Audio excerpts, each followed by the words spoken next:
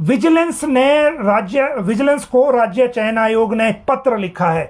देखिए JOIT 817, 939 और 903 इन 3 post code को लेकर एक नई अपडेट सामने आई है। उस अपडेट के साथ साथ जो एक और जिसका रिजल्ट घोषित होना है, रिजल्ट घोषित हो चुका है, सिर्फ ऑर्डर होना है आगे अपॉइंटमेंट के लिए या जिसको रिकमेंडेशन के लिए मार्केट सुपरवाइजर।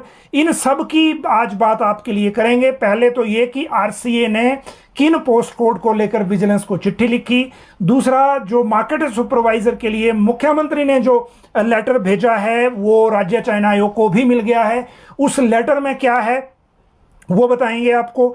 मार्केट सुपरवाइजर से लेकर विजिलेंस की RCA को चिट्ठी, JOIT के 3 पोस्ट कोड, इनकी अब एक साथ बात कर लेते हैं।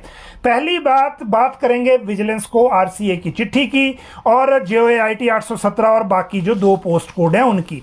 देखिए हमीरपुर कर्मचारी चयन आयोग और जो बाकी मामले हैं उनको लेकर बड़ी सारी चीजें इधर उधर चलती रहती हैं। सरकार में भी काम हो रहा है, जो कैबिनेट सब कमेटी अलग से बनी हुई है, जो इंफॉर्मेशन इसको लेकर आपके साथ साझा भी की जाती है। उसका मकसद भी यही होता है कि लोग अपडेट रहें, जो भी वो सरकार के साथ बात कर रहे हैं या दूसरी तरफ कर रहे हैं उनके लिए बाकी ऑप्शंस क्या हैं, क्योंकि अभी JOIT वाले धरने पे भी बैठे हुए हैं।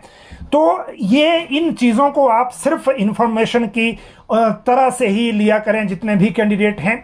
817 को लेकर मंगलवार को सुनवाई थी। मंगलवार को कोर्ट में काफ़ी बहस हुई, गर्मागर्मी हुई। उसके बाद अगले सोमवार तक इसको रोक दिया गया है और सोमवार तक रिजल्ट भी घोषित हो नहीं सकता।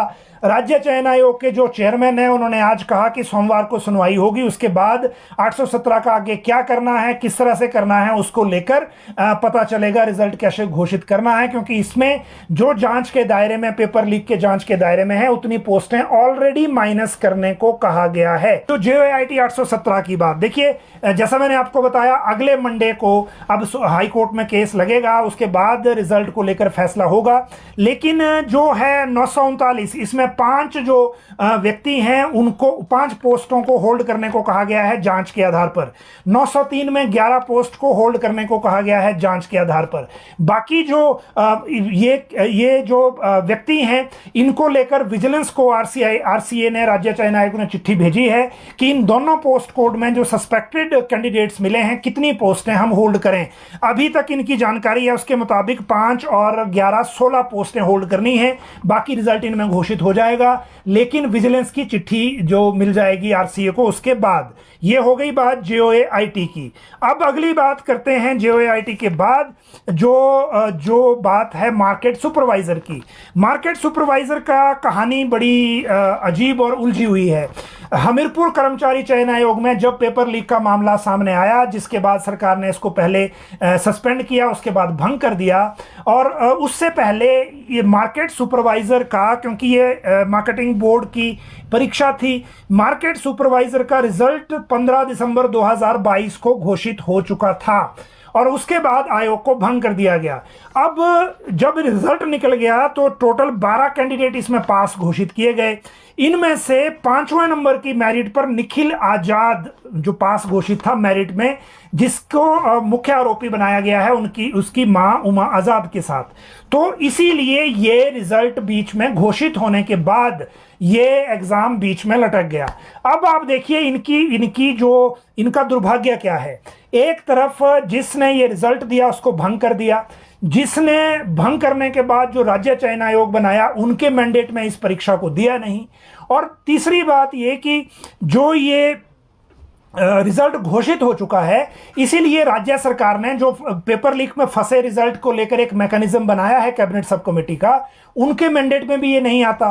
तो ये कहां जाएं? ये मुख्यमंत्री से मिल चुके हैं, कैबिनेट सब कमेटी से मिल चुके हैं, ये पर्सनल विभाग से मिल चुके हैं, ये राज्य चयन आयोग से मिल चुके हैं, जो बाकी 11 कैंडिडेट हैं। लेकिन अभी तक कोई रास्ता नहीं निकला। पिछली बार जब शिमला आए थे और उसके बाद मुख्यमंत्री से मिले थे तो CM ने एक चिट्ठी लिख दी और ये चिट्ठी गई कार्मिक विभाग को। कार्मिक विभाग ने इसको भेज दिया राज्य चयन आयोग को।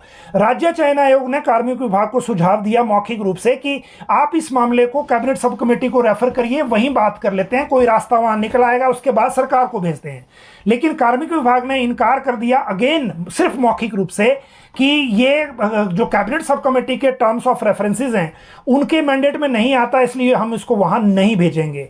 फिर जब मुख्यमंत्री की चिट्ठी अभी आई, वो चिट्ठी मिल गई है राज्य चयन आयोग को, और राज्य चयन आयोग ने उस चिट्ठी के आधार पर फाइल बनाकर विजिलेंस ब्यूरो को भेजी है कि विजिलेंस ये क्लियर बताए कि इसमें करना क्या है।